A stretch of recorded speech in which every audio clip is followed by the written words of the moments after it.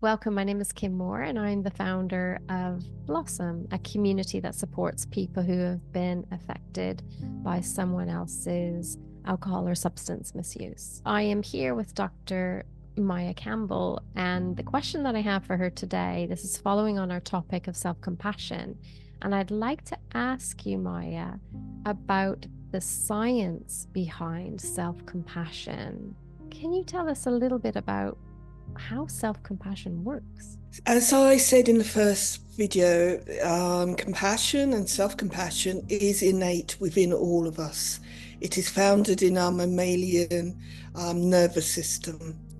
And that nervous system has evolved to allow us to feel emotions and motivations to care for our young, plus people in our community. And it's based on, first of all, there's the biomolecular and then there's the nervous system.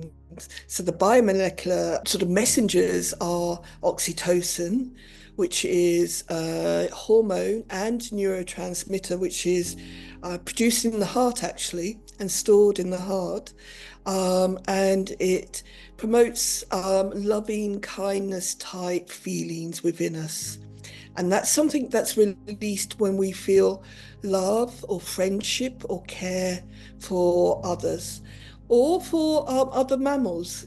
Pet owners will recognize this very much so as well. The other aspect of the scientific container about it is that we are moving away from the fight and flight stress responses that are based in our sympathetic nervous system, and we're moving into our parasympathetic nervous system, which is a different nerve.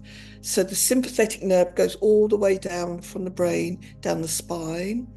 The parasympathetic does a sort of wandering around the head and then down through the heart into part of it stops at the heart and then part of it goes on down into our abdomen.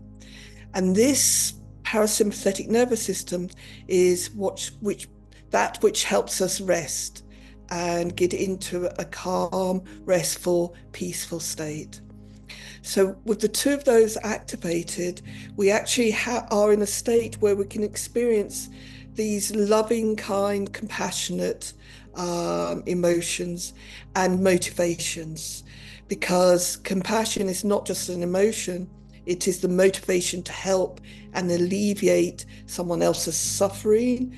And that, as I said, is based in our mammalian caregiving history. So, if I'm hearing this correctly, and do correct me if I haven't quite understood, I can activate my own nervous system, the parasympathetic nervous system, Yeah. and I can do things to change the way that I'm feeling. Absolutely. And this is the strength and power of this approach. We can learn to modulate our own nervous system so that we can change the way we feel.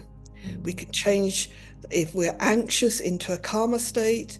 When that sort of stop feeling comes up, we can actually activate our parasympathetic nervous system and get that loving kindness, compassion going. And that absolutely down modulates that stress response and gets us into the rest and restore system. That's amazing. And I'm going to say that again because I think it took me years to hear it. And I think it's because we look for things outside of Yeah, ourselves, the things around us to help us change the way that we're feeling. yeah, When actually everything that we need to change the way that we're feeling, we already have within ourselves. absolutely. And it's all innate. It's something that everybody has the capacity to do. It might need some help to flower, to blossom, we could Mm, say. exactly. Um, but yes, absolutely, it's there. Okay. So now going back to the science behind that, I know we often hear the phrase evidence-based. Can you help us understand why and how self-compassion is evidence-based? The mindfulness movement sort of started with Jon Kabat-Zinn, And this is going back over 20 years now, I think, maybe even a bit more. Mm.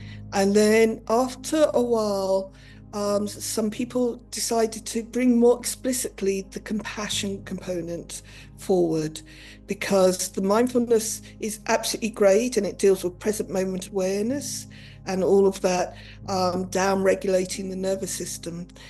But the compassion approach, which was pioneered by Kirsten Neff and Christopher Germer in America, is actually cultivating that compassion. So we're cultivating the positive emotions. We're not just being sort of non-reactive to what's happening around us. We're doing that, but then we're cultivating compassion or love or kindness. And this adds an extra sort of oomph to the whole thing. So that's where it arose. And is there research Oh, published? yeah. There's a huge amount of research. Sorry, I forgot about that bit of the question. A huge amount, I mean, hundreds, probably thousands of papers now published on it. The Center of Mindful Self-Compassion in San Diego, which was founded by Kirsten Neff and Christopher Germer, have been collating a huge amount of worldwide research. I don't know the exact number. If you go to Kirsten Neff's website or the centre's website, there's lists of hundreds upon hundreds of publications. Mm. It is extremely well evidenced and validated. Yes, and we do have that information that you can find links to those websites that Maya's mentioned on the Blossome website. So thank you, Maya. So that tells us a little bit about the science around why self-compassion is so helpful. And it helps us to believe that it's helpful, not just because you're saying it, but because there's an awful lot of research that evidences how helpful it is.